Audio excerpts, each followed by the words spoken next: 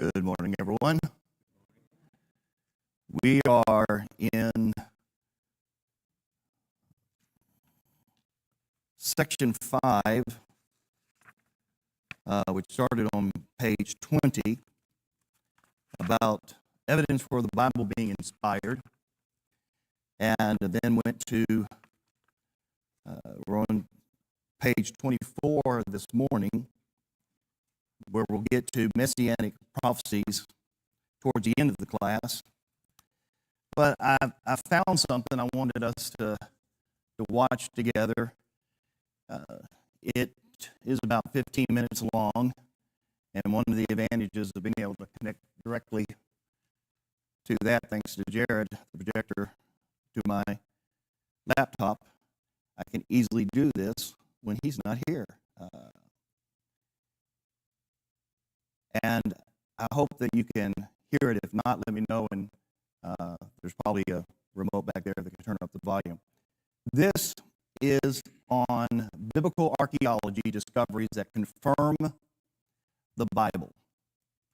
Now, this doesn't prove that the Bible is inspired, which is our topic for this quarter, but it does argue heavily against it being a myth or it being fiction, because it shows a lot of historical evidence that is irrefutable that what the Bible has said in the Old Testament is backed up by archaeological evidence. Now, somebody made this observation about archaeological evidence. They said, every piece of archaeological evidence backs up the Bible is true. There's not a single piece of archaeological evidence that disproves the Bible. Everybody understand that? Okay. Every time they dig up something and it's connected to the Bible, it backs up what the Bible says. They have not found anything yet that contradicts what the Bible teaches as historically, evidentially true. So let's watch this, and if you have anything that you want to talk about during it, just let me know, and we could stop it.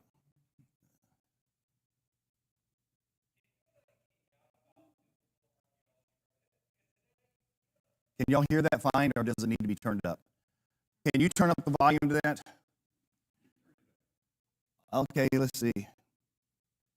Let's see if it works by turning it up on my phone. Yeah, that.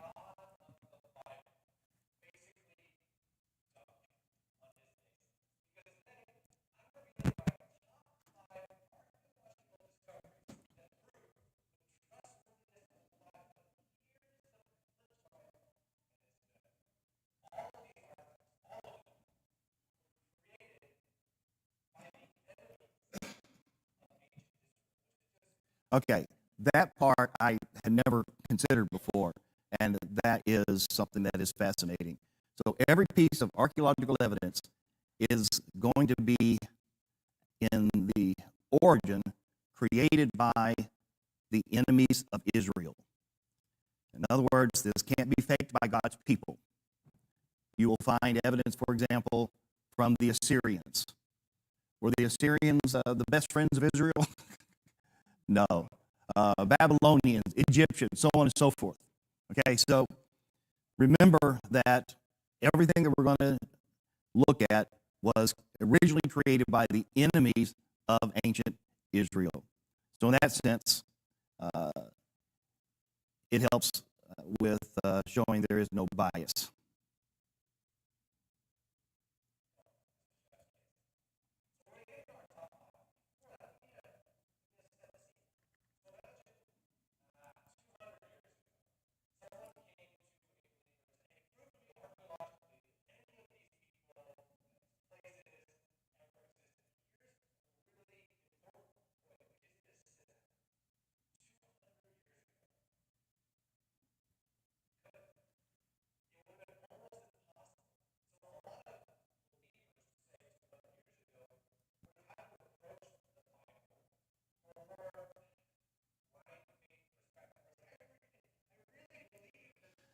Okay, a couple things.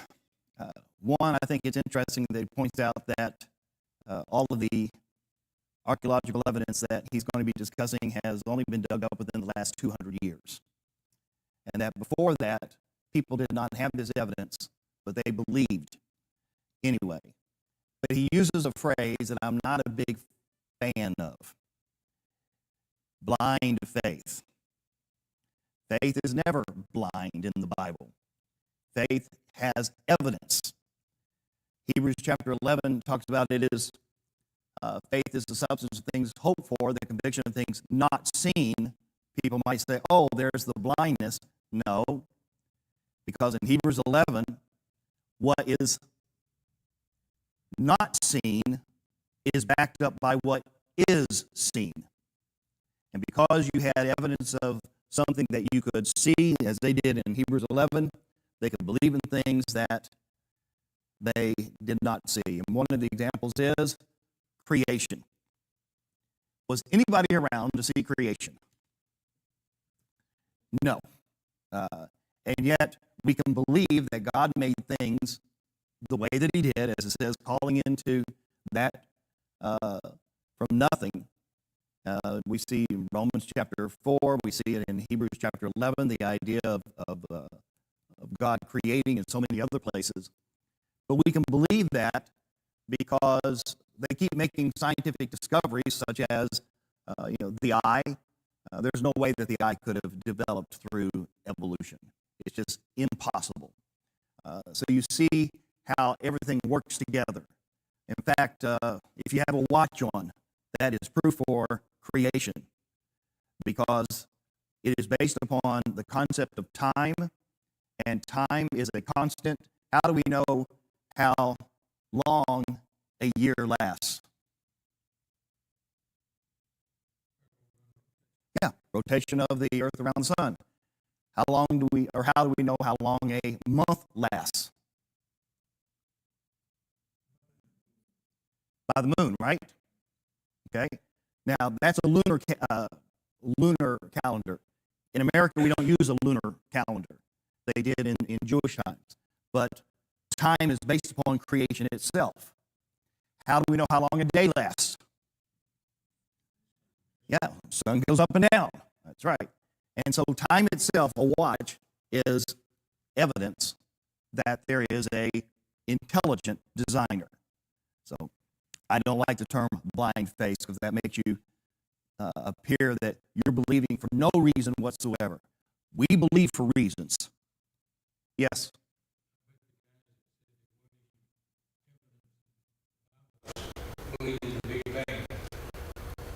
That's a good point.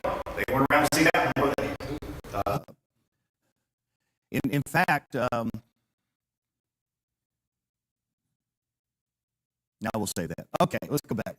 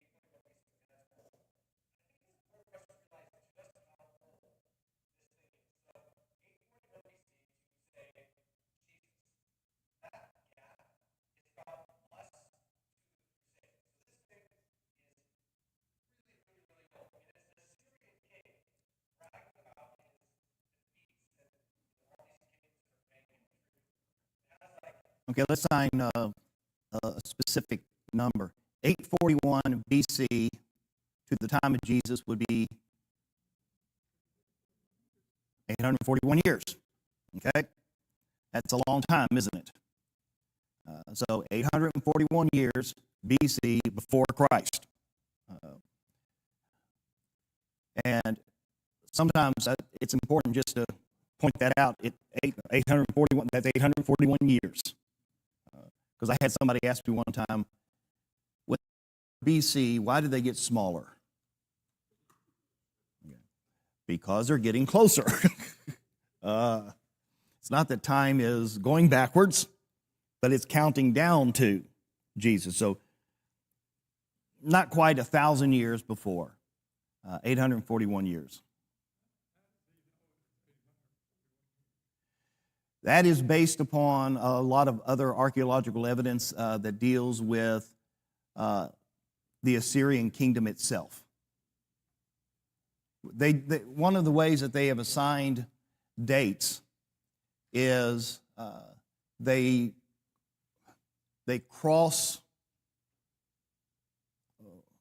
cross-reference archaeological evidence. Because it's not going to say, and you're absolutely correct, Daryl, it's a good question, it's not going to say on the obelisk, 841. So what they do is they know the birth of Jesus. They know when the king of this particular Shalmaneser lived, and then they just take that, and that's how they come up with it.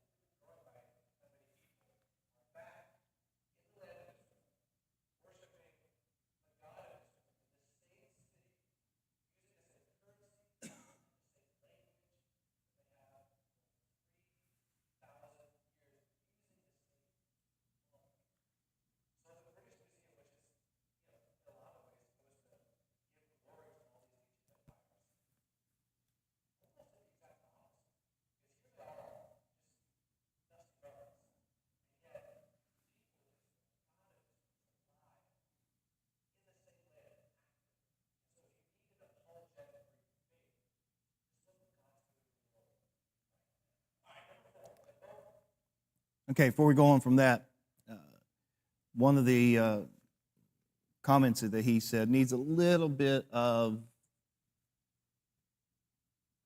polishing. He talked about the Egyptians, the Babylonians, and the Assyrians all being kingdoms that have disappeared. Well, yes, the Assyrian, they disappeared. The Babylonians disappeared. The Egyptians are still here, and in the same place too. But it reminded me of I wish I could remember now who it was, because I just thought of it. A believer, a theist, was brought before a skeptic and asked, "What evidence do you have that your God is true? That your God actually exists? That Christianity is accurate?" And he said, "The Jews." And the reason is because you look at all the nations that have tried to extinguish the Jews, they have disappeared. But throughout history, you still have this small, little, historically insignificant race of people. And how did they survive? And it's because of God. That's the only way that they could survive. And so the Jews, as an example of God's existence, is an interesting argument. Anybody got any questions on? Yes. That are worshiping and using the same currency and doing the same things that they were for thousands of years, are those Jews that he mentioned looking for the Christ? He's probably referring to the Orthodox and branch of Judaism, and they are still looking. There are three main sects of Judaism today. You have your Orthodox, your conservative, and then your Reformed. And your Reformed are the most liberal. Your conservatives are in between, and the Orthodox are the more conservative. And there's some branches among the Orthodox also. There are Jews that do accept Christ. When you look at those three branches, the Reform branch of Judaism is not looking for a Messiah. The Orthodox, they are looking for a Messiah. Let's see, who's one of the most well-known Orthodox Jews today? Ben Shapiro, that's it, Ben Shapiro. And he will say he's looking for a Messiah, but he does not believe that Jesus meets the criteria. And part of the reason is as we talked about in another class, Isaiah 53 is not well read among Jews in synagogues today. And it's one of the most direct prophecies of Jesus. Yeah. I actually baptized a lady who is Jewish by race down in Florida. And Frank will appreciate this. She said, "I want to learn more about this Jesus." I said, "Well, let's study the book of Hebrews." Because that was written to Jewish Christians, trying to keep them from going back to, Judaism. And we didn't even finish the book. She said, "Okay, that's enough. I believe." And, she was baptized. And she's still a friend of mine today. Anybody else?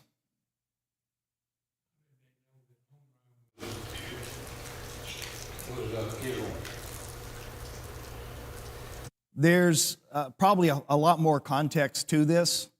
The various stels, monuments, they have a lot of history on them. And it might come from this. When it comes to non-Bible-related archaeology, that is readily accepted as true.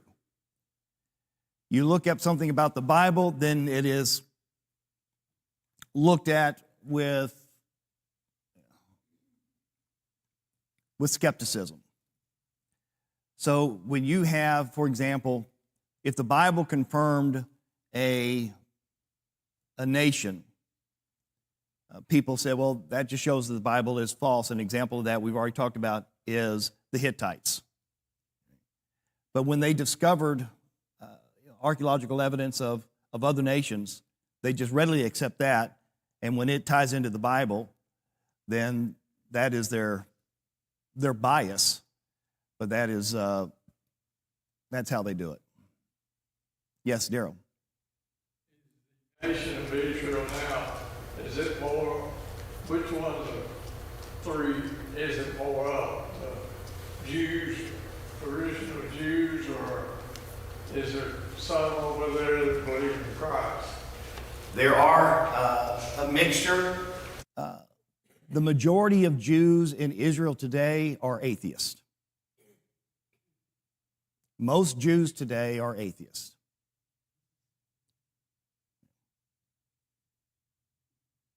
Kind of shocking.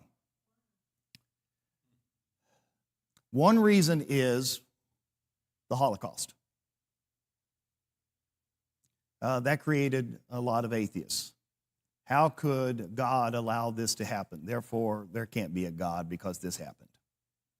The same basic reason why a lot of Americans are atheists, the problem of suffering. Anybody else? Okay, let's go to the second one.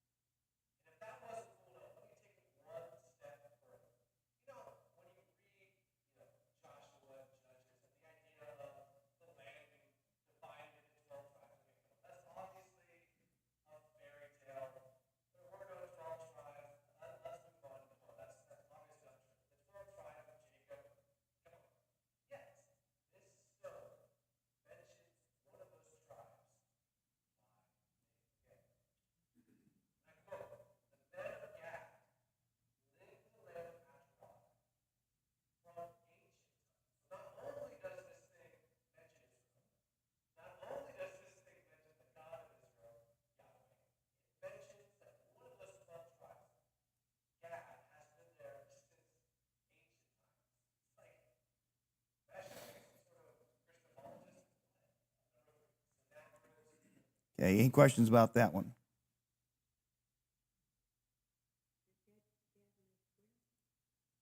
Gad lived in, he pronounced it Canaan, but it's Canaan.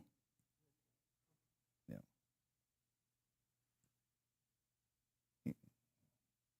Okay, and the fact from ancient times means that they existed even before this king of Moab lived in that area. Let's go to the next one, which is one I'm more familiar with.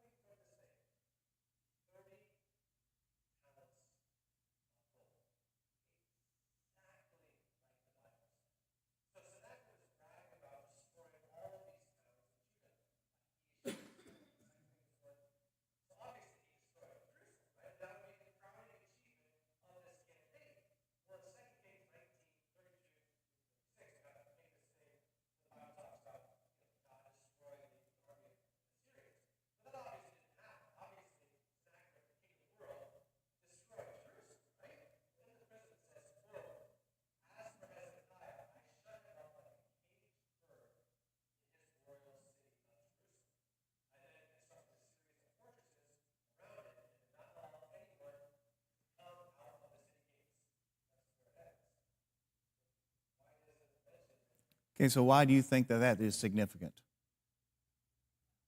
Sennacherib lists all the nations and cities that he destroyed and annihilated. Then he comes to Jerusalem and he says, I shut Hezekiah up like a bird in a cage.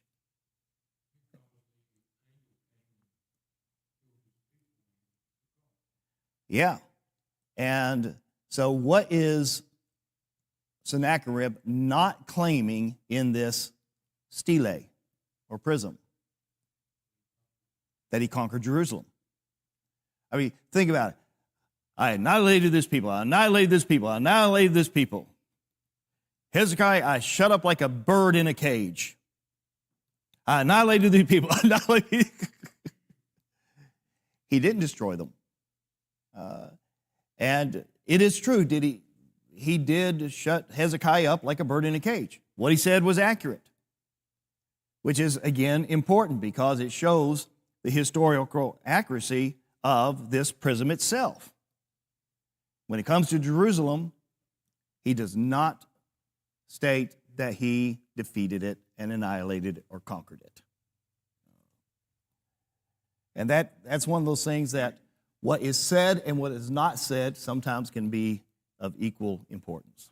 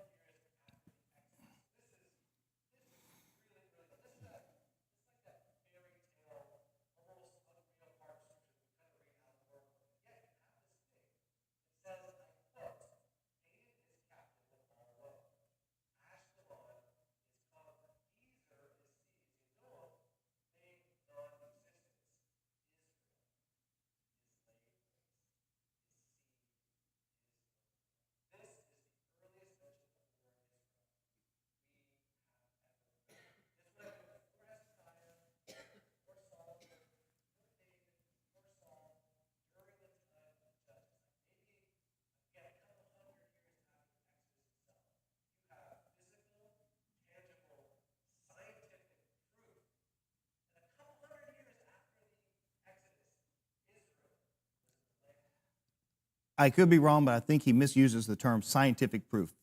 Archaeological evidence is not scientific proof. Okay?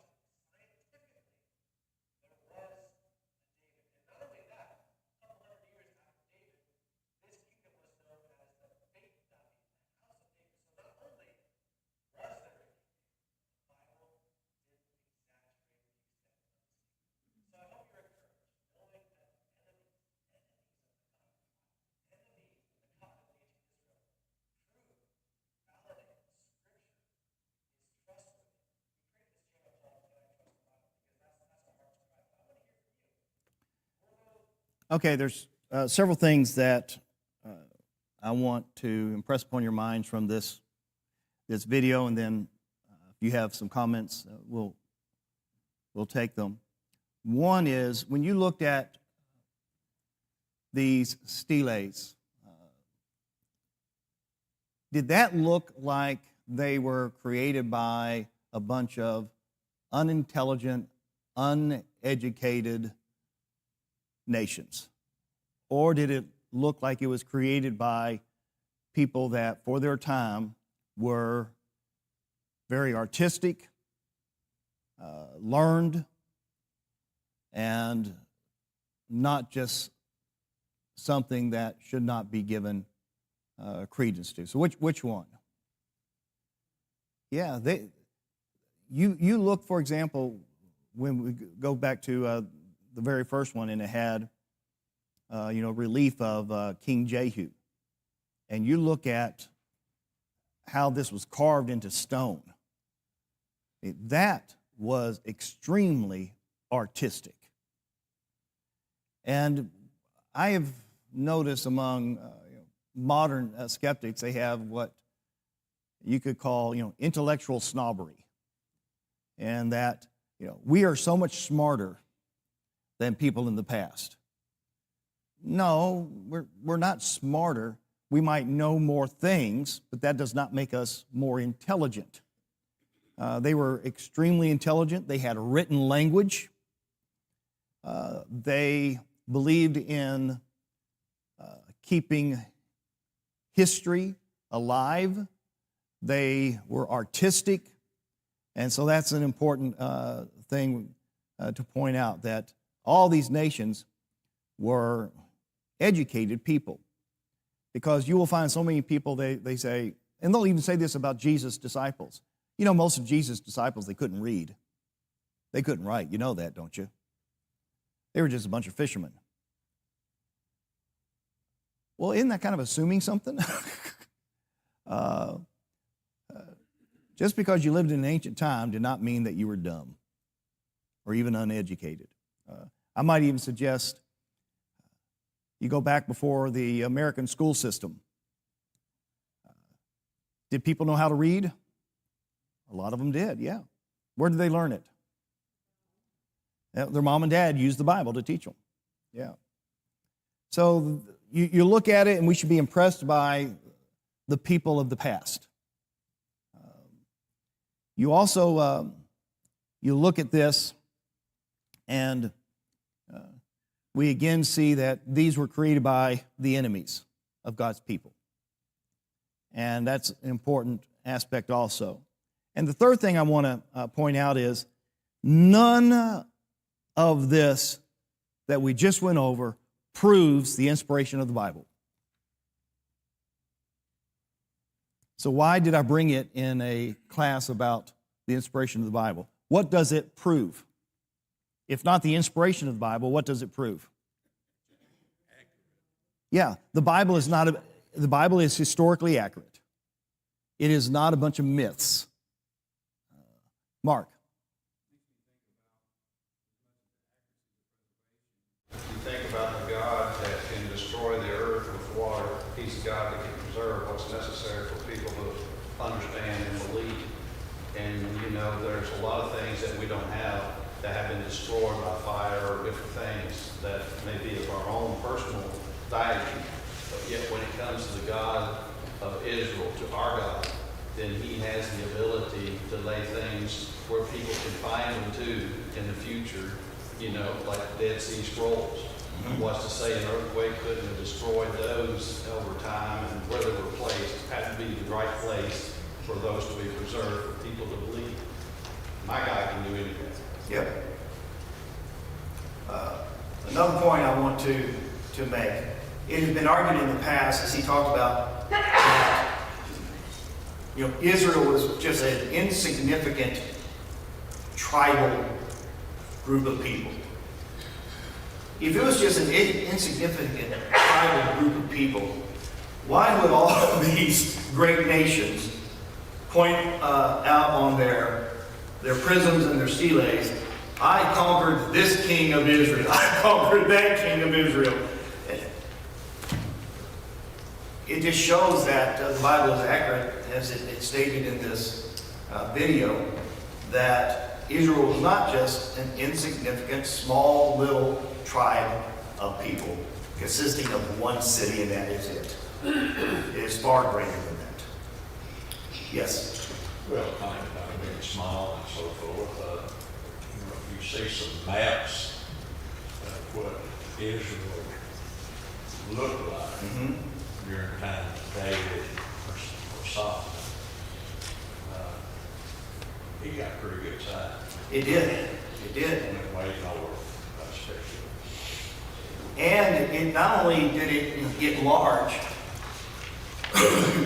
it was also significant because of its position. What is significant about Israel's geographic position or location as to why it would be so important to Egypt in the south and the Assyrians and the Babylonians to the northeast? Yeah, traveling. That's right. It was the traveling route. Trade routes, yes. It was in a very important piece of land. And this has absolutely nothing to do with the lesson, but I find this ironic. It's also one of the few pieces of land in the East that doesn't have oil. All the other nations have oil. Israel doesn't. But in the past, it was significant for its location. Anybody else?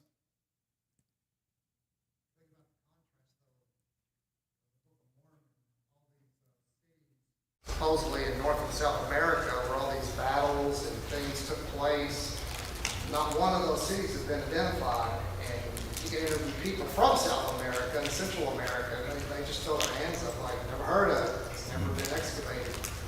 And there is a hill in, I think it's in upstate New York, in Mormon mythology called the Hill of Gomorrah. But that's true. There is a hill called Gomorrah where supposedly around the year 300 AD there was this huge battle, and they used iron swords, spears, arrowheads, etc.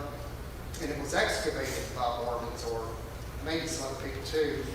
Nothing was ever found, not one arrowhead, nothing. Nothing is. But when you excavate all the cities found in the Bible, you find pottery shards, metal objects, it's a battlefield, you find arrowheads, so on and so forth. And you go to some other archaeological evidence. They have recently discovered the ossuary of Caiaphas.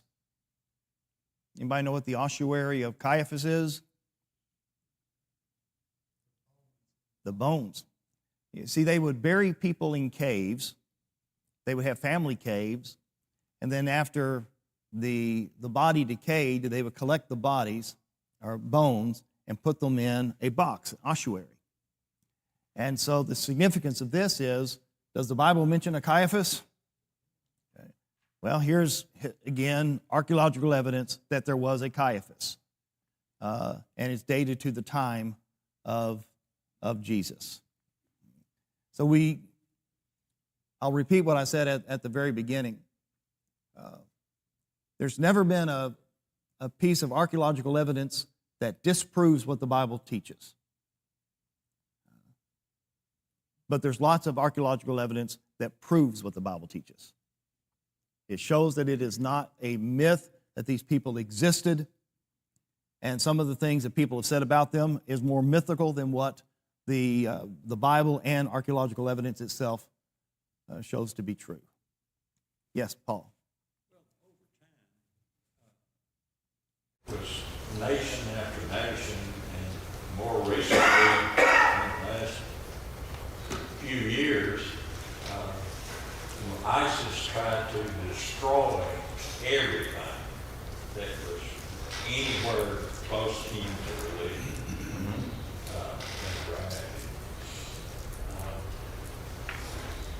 So they didn't, these, in the past didn't succeed, and as you mentioned, or a comment was mentioned, God has to be involved. I have, Preservation. yeah, I have no problem believing that any of this or all of this has been preserved by God. I will also say I don't need this to believe in God, because it's only been within the last 200 years that this has been discovered. And maybe one of the biggest pieces of archaeological evidence that people keep saying that they found is, the Ark over in Turkey. I don't know if the Ark will ever be discovered. I don't need for it to be discovered for me to believe that it is true. But would I be shocked that one day remnants of the Ark is discovered? No. I don't need it, but I would not necessitate that it cannot happen. If God wants it to happen, then it can happen. Obviously, you and me agree on something. Hey! But, there would be many people that would say what we've done this morning, we should. We need to believe by faith. Right. And we don't need to bring this up. Yeah, Paul said that some people think that what we did this morning is totally unnecessary, that you don't need things like this. We shouldn't study things like this. We should just believe. But as we talked about before, the Bible never claims blind faith. It doesn't prove the Bible is inspired, but it does prove the Bible is not a myth.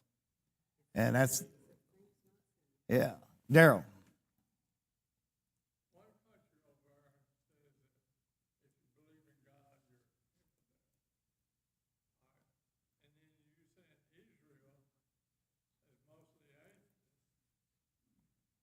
Still, they support the United States that believes in God.